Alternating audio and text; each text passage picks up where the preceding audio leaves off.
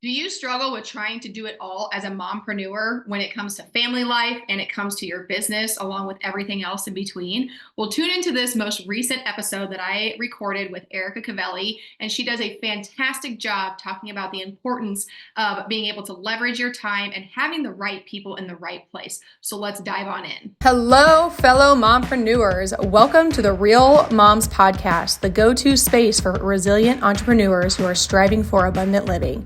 I'm your host, Shae Spits, a mompreneur and a realtor here in Columbus, Nebraska. Are you a mom juggling the hustle of entrepreneurship, family life, and personal growth?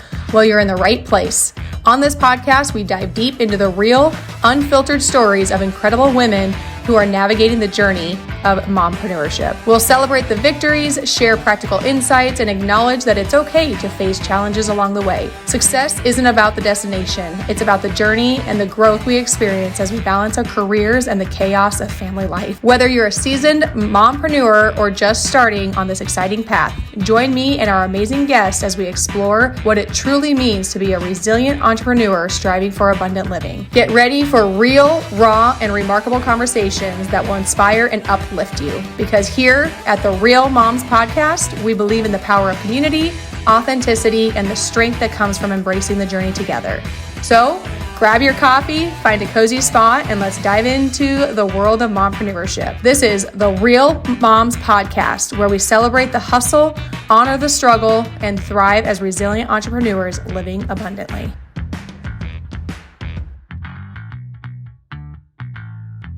Welcome to another episode of Real Moms Podcast. I like to start every podcast off with a motivational quote, and today's quote is, "You get what you put in and people get what they deserve." And that is actually a quote by Kid Rock.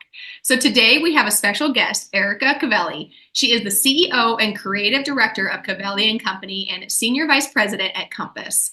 Erica is an expert in blending interior design with real estate to create unparalleled experiences for her clients. With numerous industry awards and a strong social media presence, she has made a significant impact in the greater Boston area. Join us as Erica shares her journey, insights on balancing a demanding career with family life, and tips for achieving excellence in the real estate and design style. Hello, Erica, and thank you so much for being here. Hey, thank you. I really appreciate you having me on today. I'm excited. Yes. Absolutely. Absolutely. Okay. So tell me a little bit. I love your website is absolutely beautiful. And I love how you are doing the design and real estate in one, because obviously they just kind of go hand in hand. But on top of that, how do you do it? So let's just dive on in. Yeah, it doesn't come without a lot of help. And it's been a slow progression since I've been in the industry for close to 17 years at this point. And while building a family, I've built this, we'll call it empire. And those two things have sort of blended together from the start. So my background is that I went to school for interior design. I actually got my first job in sales, which is sort of where I got my thirst for commission, we'll say. And then I worked as an actual designer in the city, in the city of Boston. I worked at a company called Tamela Schaefer. And it was right around the time the economy kind of tanked, right around like 2006. I got my real estate license and I decided to blend both worlds, and I haven't looked back since. So how I do it is not without a lot of help. I have 3 children. I have an amazing husband, and I have a really good support team that runs behind me. I don't actually know anybody who could make more work for people than me. So I have a lot of work to give out, and I have a lot of people that I help in return. So I think it's a good give and take. Yeah, absolutely. So how old are your kids then? So our kids are 12, 9, and 6.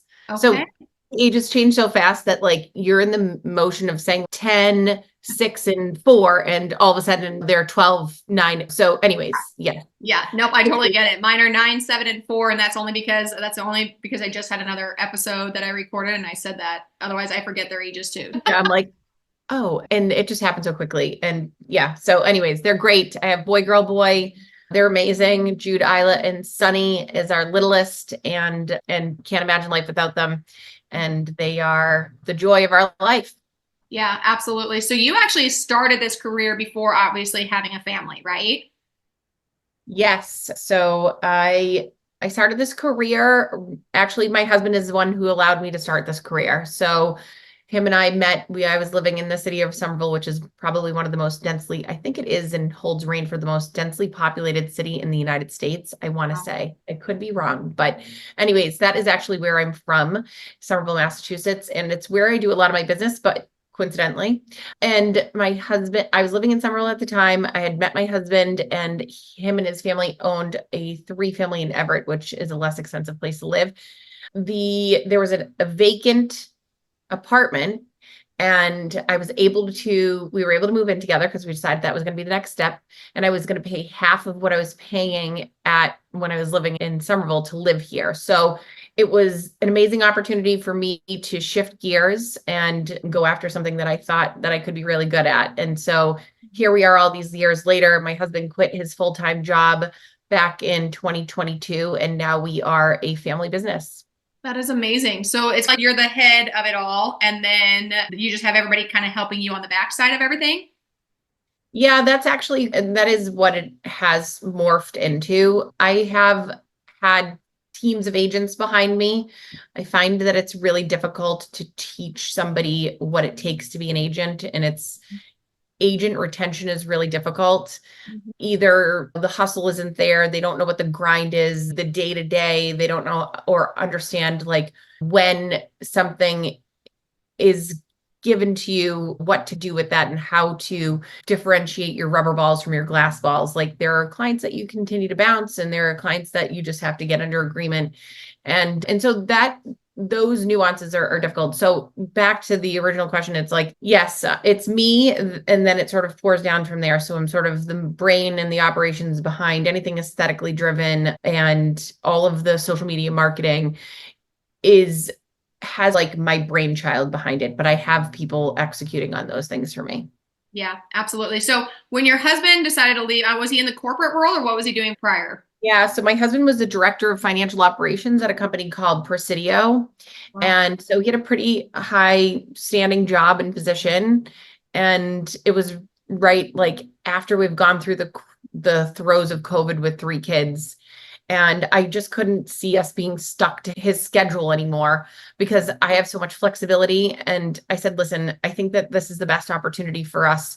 But now and never, let's try and see what happens.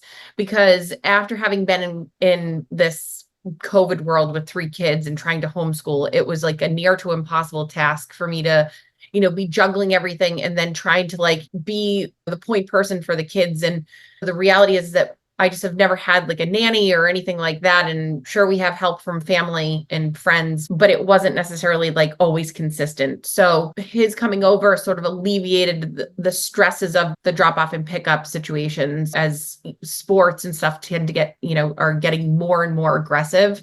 It's really important that we have that one person home for our kids.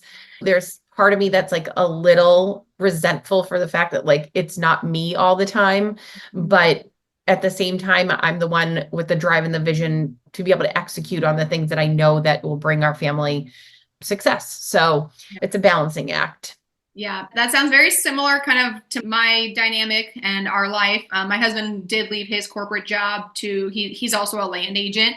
But can you tell me, like, do you feel that, well, one, was it a hard transition for your husband? Because obviously going from, in his mind, like the breadwinner, supporting the family, I'm sure he had the benefits and things like that, to kind of being, I don't want to say like a stay-at-home dad, but being home more with the kids and running them around. Was that a tough transition for him? Because I know my husband struggled a lot. Yeah, I think that we're still really finding our footing there. I think that this idea of role reversal doesn't sit very well because the norm is, well, maybe this is becoming more of the norm, okay? Yeah. But the reality is that, yes, he has become more of the stay-at-home dad role. Now he handles all of our finances, and he keeps his eye on our stats and making sure that everything is accounted for.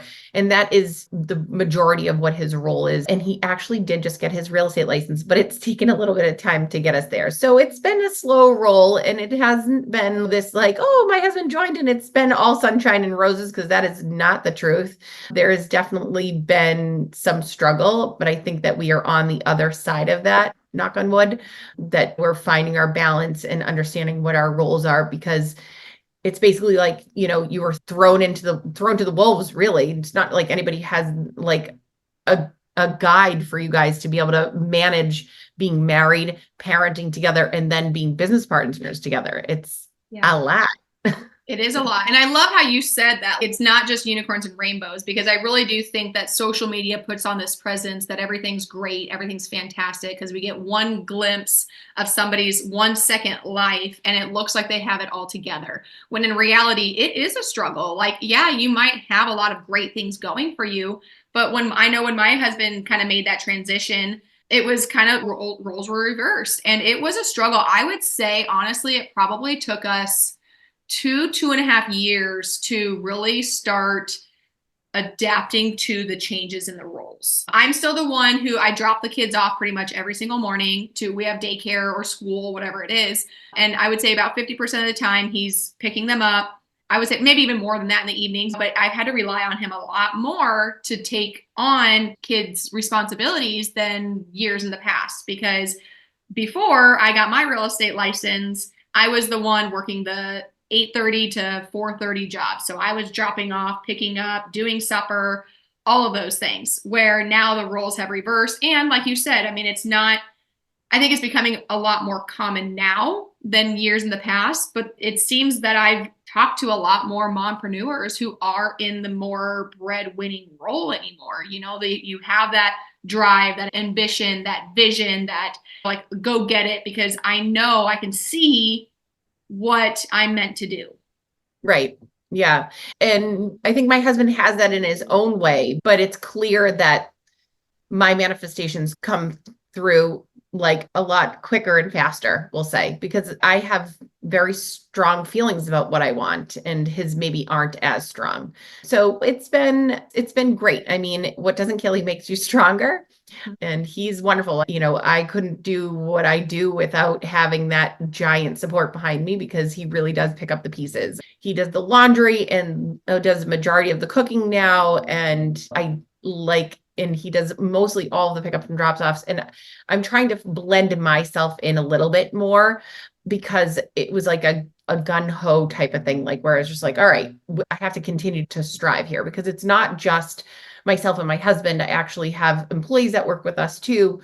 And so I'm holding the fort down for all these people. So when you're in this business and you're good at your job, your whole feeling is I'm never as good as my last sale, or I'm never going to be as good as my last sale, or whatever, however we want to say that. But it's like, you're not as good as what is the word? Is it you're only as good as your last sale? You're only as good as your last sale? Okay, I think that's what it was. Exactly. I don't know why I was taking, but anyways, yes, you're only as good as your last sale, and you can cut out all that fluff and stuff between there. But anyways, so like, you're always just looking for the next thing. And that if the last sale just happened, well, you got to stack the pipeline for the more deals to happen, because you not only have your entire family to feed, your husband, your 3 children, you have to stack for their future, their college education, then you're paying your bills, and then you have your marketing, and then you have your assistant, and you're paying people all the time. It's like this constant anxiety where it's just like, yes, well, I just got to go. I just got to do all the things. And I think that's partly,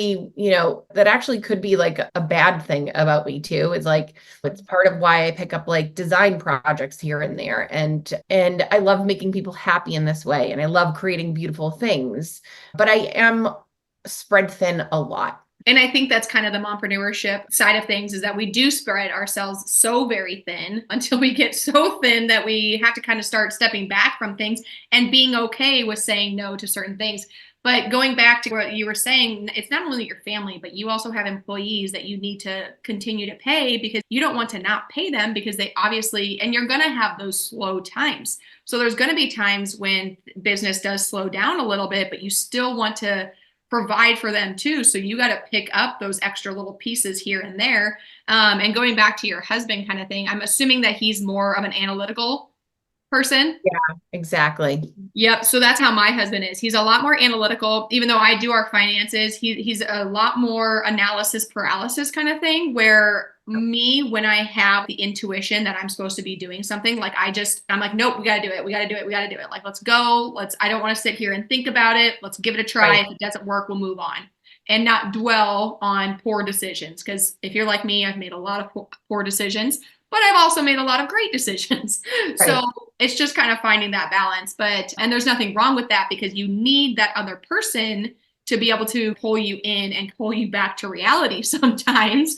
And I think that appreciating the yin and yang is the part of me, like it's what's always attracted to me to my husband, is the fact that he is so different than I am. My personality is loud and I'm assertive and people know that I'm there and I'm not going to tell you. I pretty much have like I tell you how it is type of personality. And when he's softer and calmer and I'm the one that, like, we always have to be out of the house and we have to be doing something, we have to be booking something, and he's like, it's okay if we just stay home. And all right. I'm not joking. I feel like you and I and our husbands are so much alike. Literally on Saturday, we got home at like 5. I'm like, I feel like we need to go. No, Sunday. I'm like, I feel like we need to go do something. He's like, Shae, it's okay. Hey, calm down. Like, the kids are tired. It's okay. I'm like, no. I know. So funny. I mean, because I feel like life is fleeting and I only have so much time and I want to be able to do all the things that I can. And recently, it's like not being able to get out of work is actually so depleting. So listen, I'm doing great. I have no complaints. I have great support around me, but it doesn't come without all of the other things. So when somebody looks at go back to your original point here, it's like when somebody looks at social media and says, oh, they look like they have it all together. Yeah, we get a lot of things together and that's the truth, but it doesn't mean that it's perfect. I mean, that's not the truth. We're doing the best we can with what we got.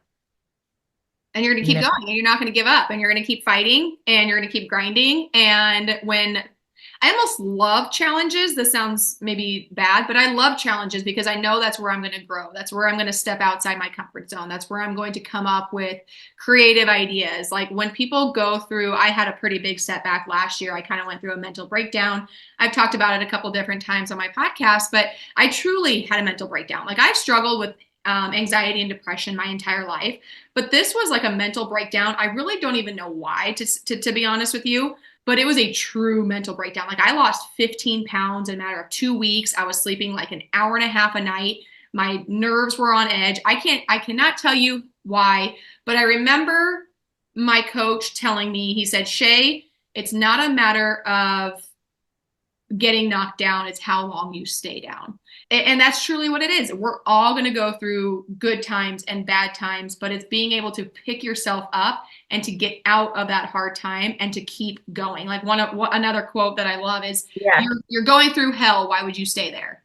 And we all do, but it's just, you just got to keep going, and it's surrounding yourself with the right people to help get you out of those darker places. I'm pretty sure it's the troll song. You get knocked down, you get back up again.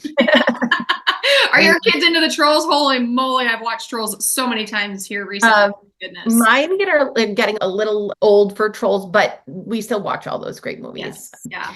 And I do love that one. It's a classic.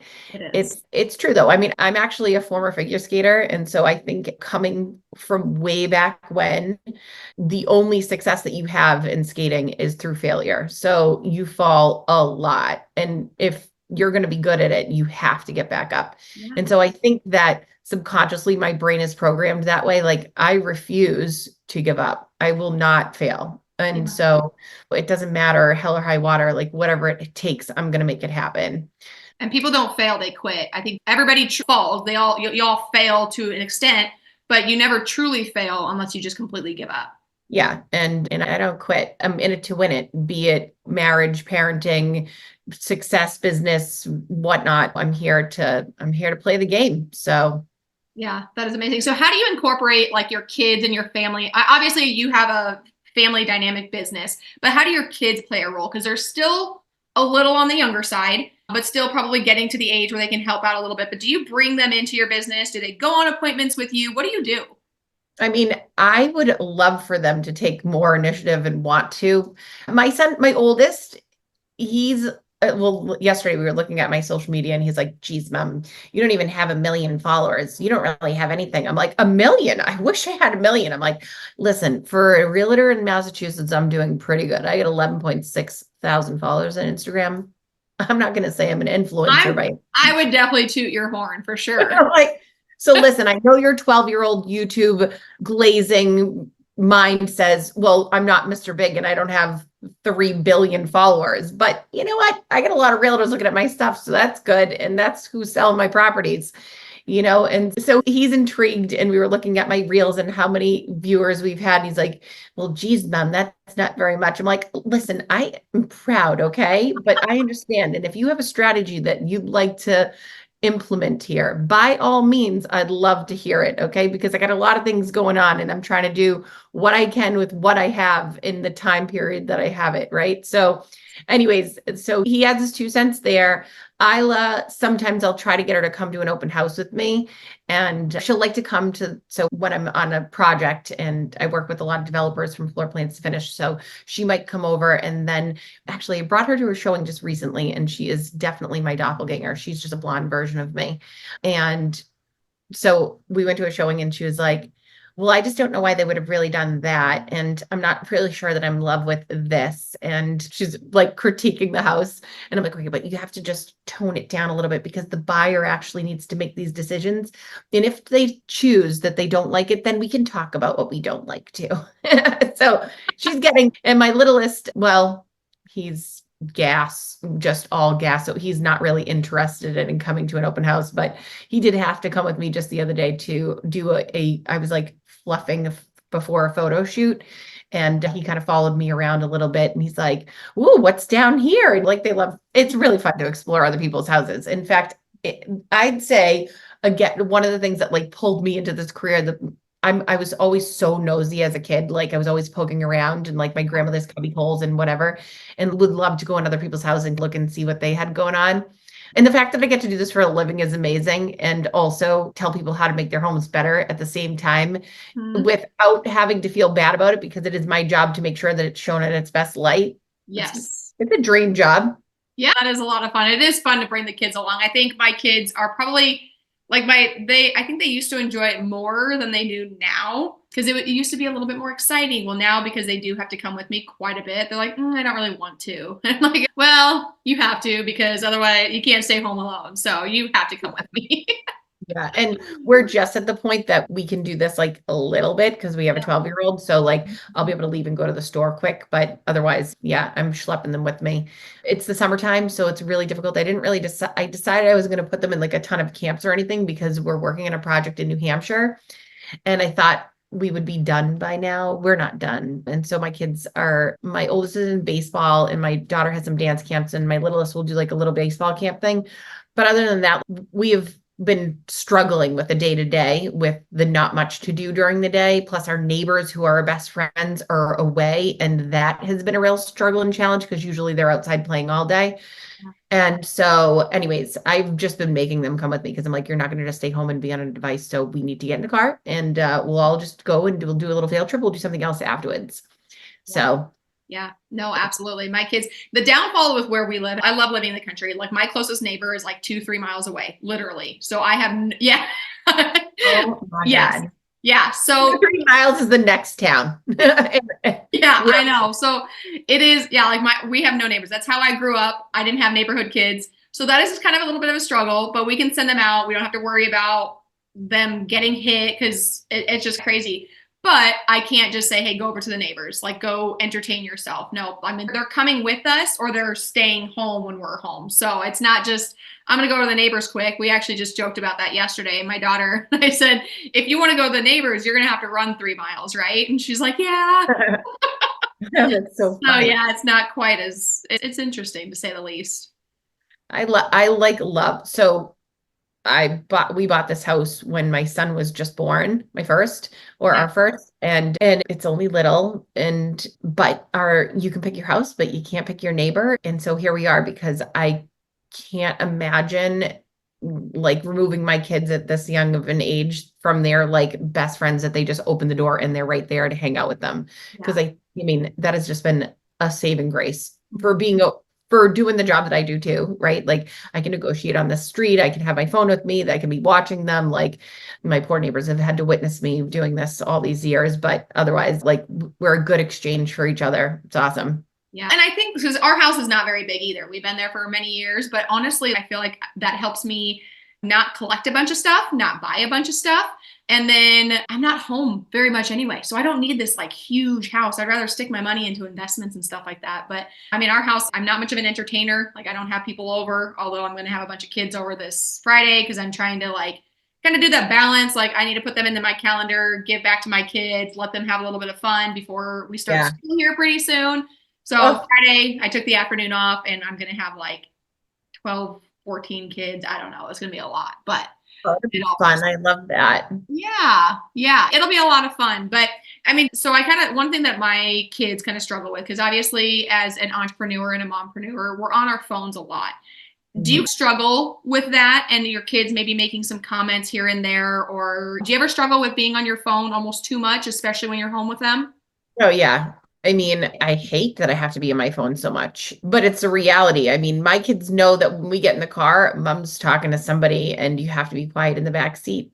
And because I have to get them from A to B, but I also have to grab this call. And real estate is there's never like right timing, right? Like it could be that we're on vacation. It could be that we're spending the weekend in New Hampshire. Like it's always in a moment where it's maybe not ideal. Like I've negotiated a deal in labor before. So like there's no boundaries around it. And primarily it's because I am a reactive person and there isn't really a way to be proactive about it either though. Like, so when a deal is on the line or a deal is to be made, like you're there to make it because again, you're only as good as your last deal. So you're like, okay, let's go. It doesn't matter where we're at. We got to get this done because it's going to be me who makes it happen. Right. So my kids sometimes they make comments and a lot of comments around Instagram and me being maybe on Instagram. And honestly, like as a designer and a realtor, like I'm there to look for like inspiration. And there's a lot of inspiring quotes that I get from there and I send them over to them and they make fun of me. Actually, my entire family makes fun of me. They're like, oh, she must have seen it on Instagram. She's drinking like warm water and lemon juice and olive oil and something else this morning. And it's like, oh, it must have been an influencer or an Instagram thing. And so they're kind of razzing me, but whatever. I'm not on social media like necessarily to be searching what my friends are doing. It's more about like, okay, what inspiration can I have to like motivate me for my day? And also what pieces of property are coming up on the market? Because there's a lot of coming soon. There's a lot of off markets that are displayed there. I need to make sure that our social media is getting to my social media because I keep them separate. So, and just around the phones in general, it's like, it's such an addiction. And there's been a lot of chatter about it in my house, especially with my kids. I've been really trying to like hone in and making sure that I'm like staying on top of it. But it's one of those stressors that adds to the summer because like during school, it's like, well, they're in school from, whatever it is, 9 to 3, no, 8 to 2:30, we'll say, right?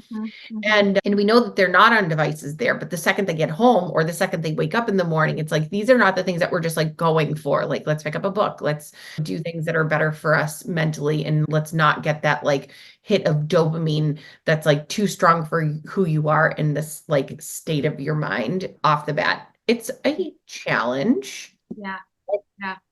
So one thing that we started doing, because our kids don't really have any technology, they do get TV once in a while, but they don't have iPads or iPhones, but they still do like TV because it does still give them that dopamine, even if some of the stuff that they watch is ridiculous. But what we do in the mornings, especially before school and stuff, is if they want to watch a little bit of TV, they need to get up, they need to do a little bit of a workout, they have to read a book, they have to be completely ready and start eating before they can watch TV. So it's interesting because about a month prior to the end of the school year this last year, I'm not joking, they were up at 5:45. My two older ones, they were up at 5:45. I get up at 4:15, 4:30, and I do my morning routines. I read, I journal, I exercise, whatever. Well, in order for them to watch TV, they had to make sure they had all of their morning routine done. And I'm not joking, they were up at 5:45 and they were done with everything by 6:20. Well, we don't leave for school until 7:40. So they're watching TV for an hour and a half. So then I started have to saying, okay, you're not even watching TV until 7. Like I'm not going to let you watch TV for an hour and 20 minutes. I don't care how early you got up. But yeah, 5:45 is how early my kids started getting up. And I'm like, I love the fact that you guys want to do that. However, it really puts a damper in my mornings because that's me time. That's my quiet time. Yeah, no, I am not a morning person. And none of my kids are up. Like they maybe like 7:30, 8 o'clock is when they like to get up just because they're a little bit of night owls like we are, but good for you because I don't know that. I mean, so I find like having children is similar to management in general, and it's really not my strong suit because you have to hold them accountable. And I'm trying to hold myself accountable over here, never mind them too. And so, of course, they have accountability, but like, just to get them to read for 20 minutes is like a giant workout. And then they have chores that they're supposed to be doing. But then, did you actually do the chores? Well, no. Okay. How are we going to achieve this? And even when you offer them your allowance or you take away screen time, it's like, it is just challenging. So somehow you have nailed some recipe that maybe we need to elaborate on later. Well, and I don't know what it is. And I think it's just because like they see what I'm doing. So they're finally kind of picking up on that. Kids pick up on like by example and not what I tell them necessarily. But I mean, they've done really well with chores and stuff. But yeah, I mean, I found that giving them something, especially my youngest, threatening to take something away.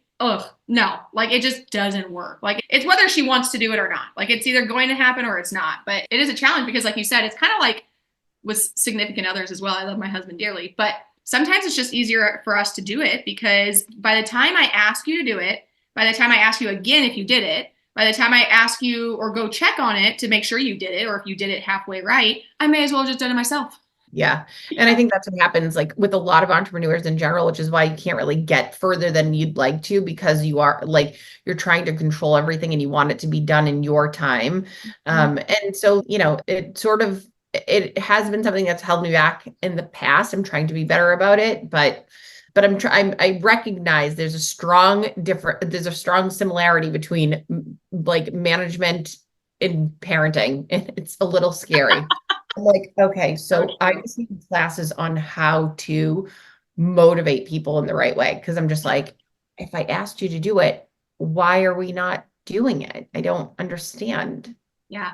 You had brought this up earlier, like motivation is not going to be there forever and it's not always there, but discipline is where it comes. And I know this doesn't really apply to kids, but kind of going back to you said like realtor retention is very difficult.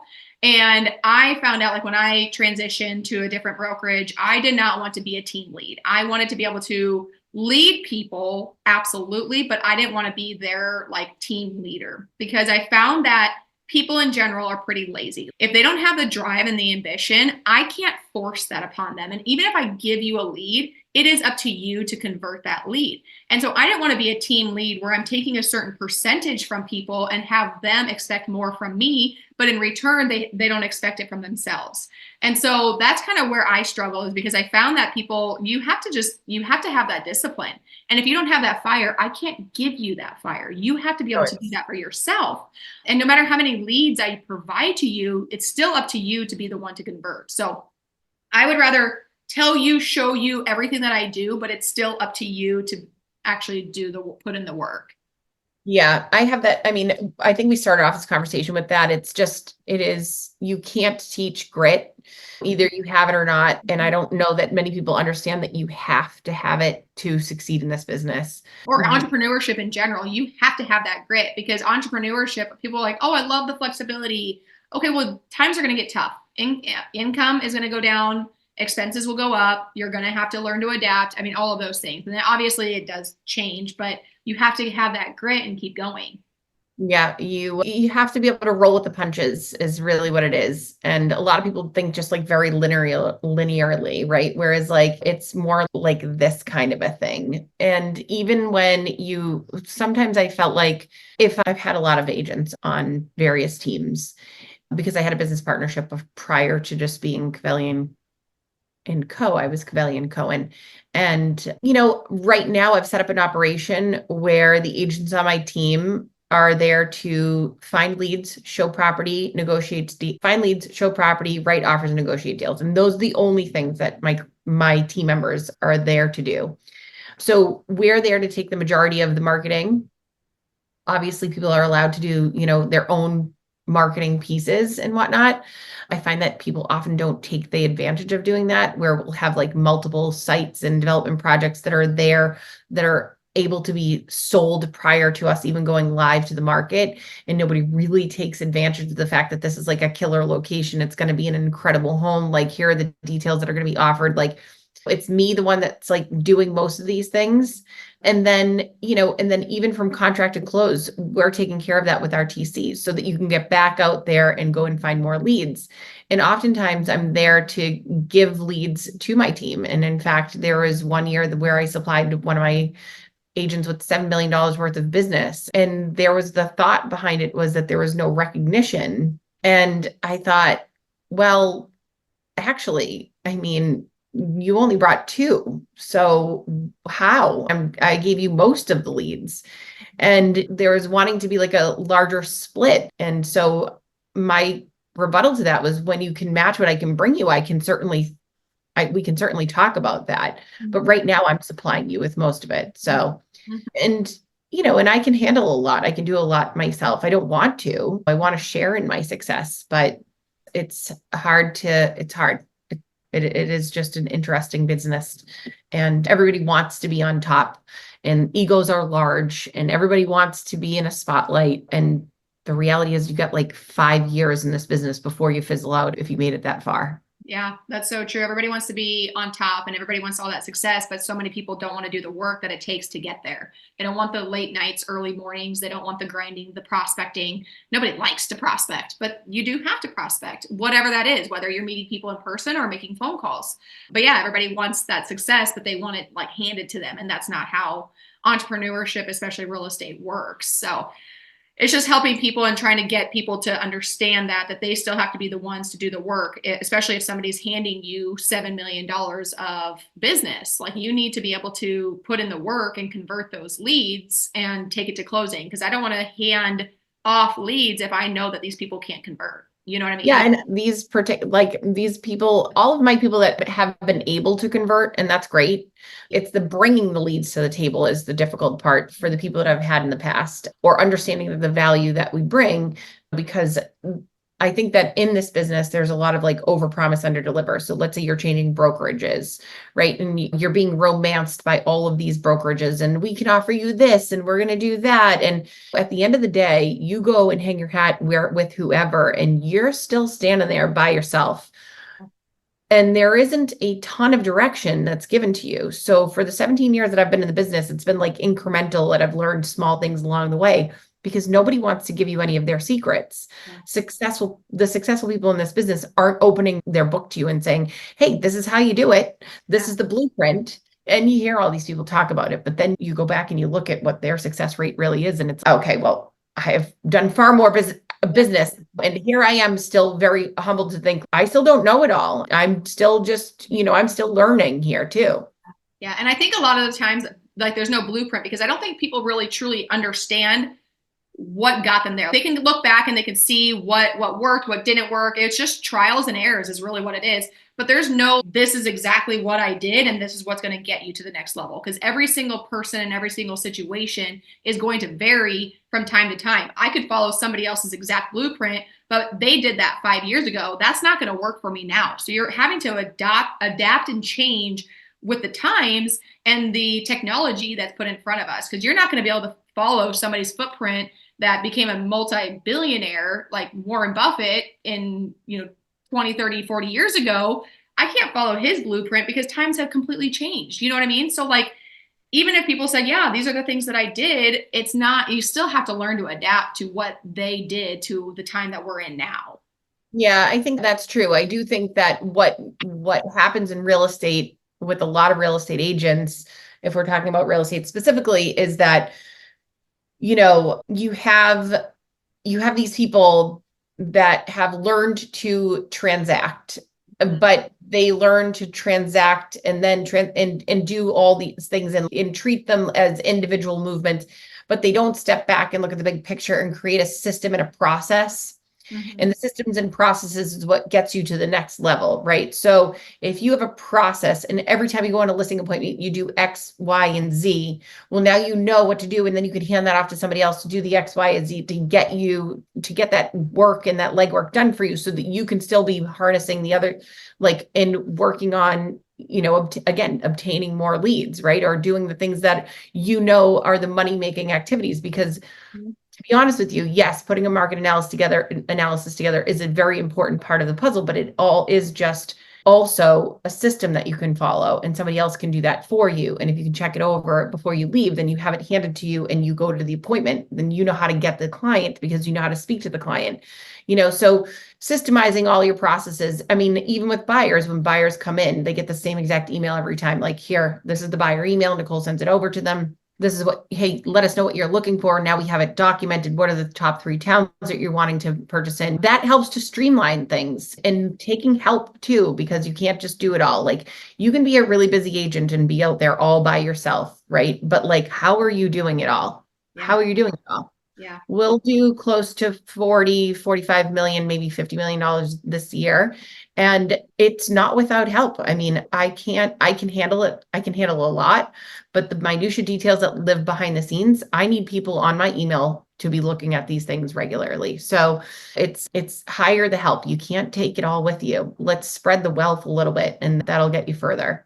Yeah. And that's the conversation that I have here a lot, is just being able to leverage, and you can't do it alone. I mean, it takes a village, and you want to have that support system, but you also need to have people on your team who are put in the right place to be able to do the things that are not as income producing, so you can go out there and do the things that are. And it's just interesting because I hear that all the time. That was just exactly what we talked about this last podcast too, is just putting people in the place that they're meant to be and knowing where your weaknesses are so you can find somebody else where that's their strength. Because there are people who enjoy transaction, like as an admin, like there's people who enjoy that, which is mind blowing to me. Like, that sounds absolutely terrible, but people do love that stuff. They like being on the back end, kind of doing their own thing, but they love those things. And it's just crazy because that is not my thing, but there are people in this world that love it. So it's just finding the right people.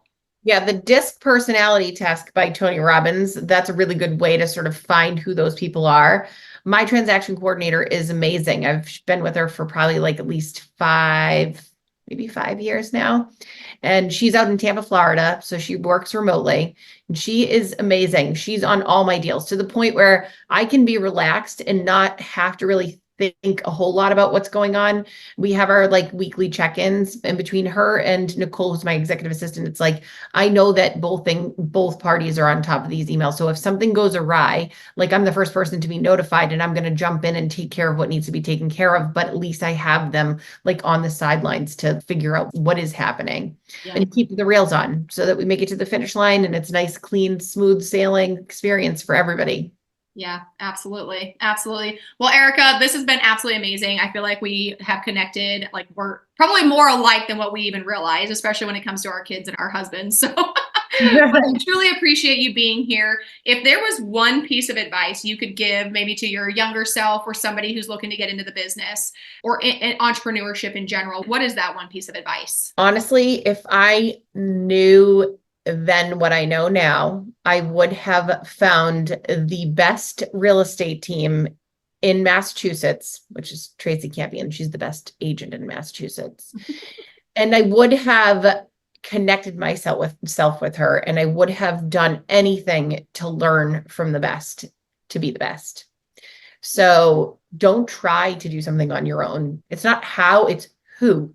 Yeah. That's really what my best piece of advice is. Yeah. Yeah. And it's not what you know, it's who you know, though, too. That's a huge part of business. But okay, Erica, well, thank you so much for being here. And obviously you're a very business individual. So thank you again for taking time out of your day to be on our podcast here at Real Moms. Yes. Well, thank you so much for having me. This was fun and it was great meeting you. And if I ever have any referrals out in Nebraska, I'll give you a call. Absolutely. And actually that brings up, how can people get a hold of you? Okay. So you can follow us at Covelle_company. That's COVELE_company. It's actually right here in the bottom left-hand corner of my screen. You're on Instagram, LinkedIn, Facebook, Twitter. Well, it's now X. You name it, we're there. TikTok, we're everywhere. So we're really easily accessible. Our website is www.covelleco.com.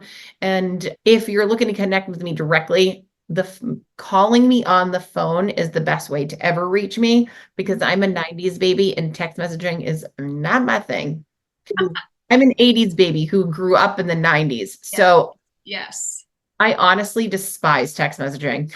I like it when you just have a quick question, but if you need to have like an actual conversation and get things done, like a phone call, let's just jump on a call. Let's just jump on a call.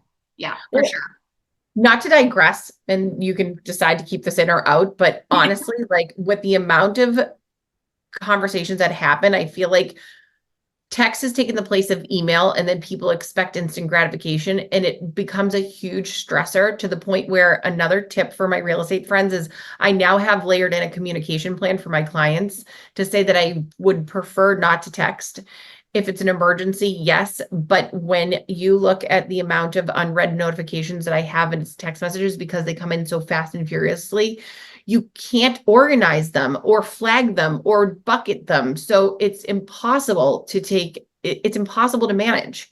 So anyways, tip is your communication plan. I mapped it out. I have people sign it and it works like wonders because then it sets a boundary and tonality for how we're going to communicate going forward. So anyways, I'll leave it at that. That's awesome. Is that something that you'd be willing to share?